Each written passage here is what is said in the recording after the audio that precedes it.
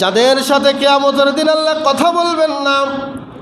5 নম্বরে হলো ওয়াল মুনফিকুস সালাতা বিল হালিফিল কাযিব। যারা পণ্য বিক্রি করে, যারা ব্যবসায়িক আছেন, তাদের জন্য এটা সাবধান বাণী। যে কোনো প্রোডাক্ট আপনি বিক্রি করতেছেন, যে কোনো মাল আপনি অন্যের কাছে বিক্রি করতে গিয়ে বলছেন আল্লাহর কসম, মিথ্যা কসম করে বলছেন আল্লাহর কসম, এত টাকা দিয়ে আমি আমার এই মালটা কিনেছি, অথচ এই টাকা দিয়ে এই মালটা আপনি কিনেন নাই। অথচ মিথ্যা কসম করলেন এই জন্য যাতে যিনি ক্রেতা, যিনি কিনবেন, উনি যেন বিশ্বাস করে আপনি সত্যই বলছেন। কিন্তু কথাটা ডাহা মিথ্যা কথা। এই সম্পদ বা এই অর্থ দিয়ে, এত টাকা দিয়ে আপনি এই মালটি কেনেন নাই, অথচ বলতেছেন আল্লাহর কসম করে বলছি এটা আমি 2000 টাকা দিয়ে কিনেছি, তুমি যদি নিতে চাও তাহলে তোমাকে 2200 টাকা দিতে হবে উদাহরণস্বরূপ। অথচ এই জিনিসটা, এই পণ্যটা হয়তো বা কিনেছেন 1500 টাকা দিয়ে অথবা 1000 টাকা দিয়ে, কিন্তু বিক্রির সময় গিয়ে বলতেছেন 2000 টাকা দিয়ে কিনেছি, আল্লাহর কসম করে বলছি 2000 টাকা দিয়ে কিনছি। বিশ্বনবী বললেন এইরকম মিথ্যা কথা বলে, মিথ্যা কসম বলে যারা পণ্য বিক্রি করবে, এরা হলো নাফাক। এদের সাথে আল্লাহ কিয়ামতে কথা বলবেন না। এদের সাথে আল্লাহ কিয়ামতের দিন কথা বলবেন না। সম্মানিত উপস্থিতি, এইরকম ব্যবসায়িক দুনিয়াতে অনেক আছে। অনেক ব্যবসায়িক মিথ্যা কথা বলে, দিন রাত মিথ্যা কথা বলে তারা ব্যবসা চালাচ্ছে। কী জন্য? ব্যবসায় একটু লাভবান হওয়ার জন্য। যেখানে হয়তো বা 500 টাকা লাভ হতো, সেখানে হয়তো বা 1000 টাকা লাভ হচ্ছে। কেন হচ্ছে? এই যে মিথ্যা কসম করার কারণে। কি বলেন, ভুল বললাম? অনেক দোকানদার, অনেক ব্যবসায়িকরা এই পাপের মধ্যে, এই গুনাহের মধ্যে নিমজ্জিত আছে, যে এই পাপের মধ্যে থাকার কারণে তার ইহকালে হয়তোবা ব্যবসায় কিছু লাভ হচ্ছে, তার কর্মসংস্থানের কিছু উন্নতি হচ্ছে, কিন্তু এটা সত্য আল্লাহ রাব্বুল আলামিন কিয়ামতের দিন তার সাথে কথা বলবেন না।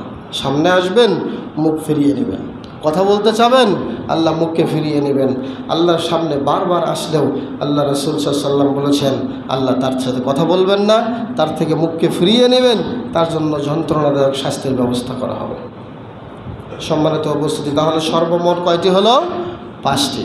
5টির মধ্যে সর্বশেষ যে দুটো বললাম সেটা হলো উপকার করে খোটা দেওয়া, এবং 5 নাম্বার হলো মিথ্যা কসম করে যারা পণ্য বিক্রি করে। এরকম মিথ্যুক যারা ব্যবসায়িক আছে, তাদের সাথে আল্লাহ কিয়ামতের দিন কথা বলবেন না।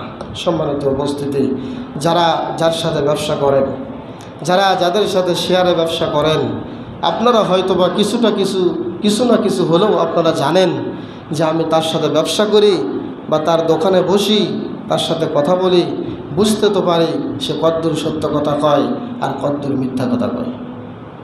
আপনার উচিত হলো তাকে সাবধান করা যে ভাই খবরদার, ব্যবসা হালাল, এটাকে তুমি হারামে পরিণত করো না। ব্যবসা আমাদের জন্য হালাল না হারাম? হালাল। কোন ব্যবসা হালাল? যেই ব্যবসায়, যেই পণ্যে হালাল পণ্য থাকে, যেই ব্যবসায় হালাল পণ্য থাকে। এখন আরেকটা কথা এর সাথে চলে আসে, সেটা হলো সত্য কথা বলেন কিন্তু ব্যবসা যা করতেছেন সব হারাম ব্যবসা। সেটা কেমনে? মদের ব্যবসা, ইয়াবার ব্যবসা, গাঞ্জার ব্যবসা। সত্য কথা বলতেছে কিন্তু যে ভাই কেজি এত টাকা, একটা ইয়াবা বড়ির দাম এত, কথা সত্য। সত্য কথা বললেও তার ব্যবসা হারাম হওয়ার কারণে আল্লাহ কিয়ামতে তার সাথে কথা বলবেন না। বিড়ি সিগারেট তো আমাদের ব্যবসায়িক যারা দোকানদাররা আছেন, বিড়ি সিগারেটের ব্যবসা তো তাদের কোনো মাথা ব্যথাই নয়, এটা তো কোনো ধর্তব্য কোনো বিষয়ই মনে করে না।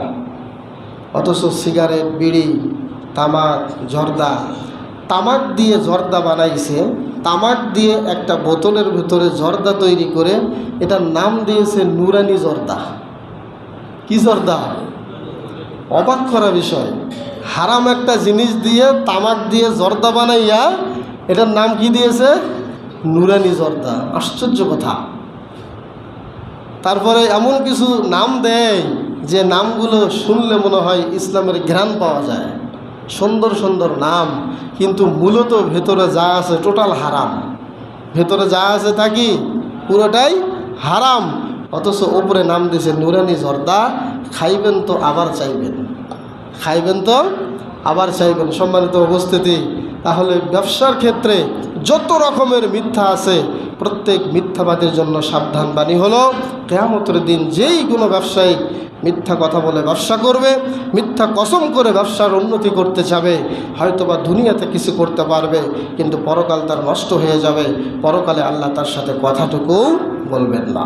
আমি আগেই বলেছি তারা কেমন অপরাধী, জাহান্নামীদের সাথে আল্লাহ এক পলকে কথা বলবেন, জাহান্নামের সাথেও কথা বলবেন, কিন্তু এই 5 শ্রেণীর লোক যারা আছে তাদের সাথে আল্লাহ কিয়ামতের দিন কথাও বলবেন না, তাদের দিকে তাকাবেনও না, তাদেরকে পবিত্রও করবেন না, তাদের জন্য রয়েছে যন্ত্রণাদায়ক শাস্তি।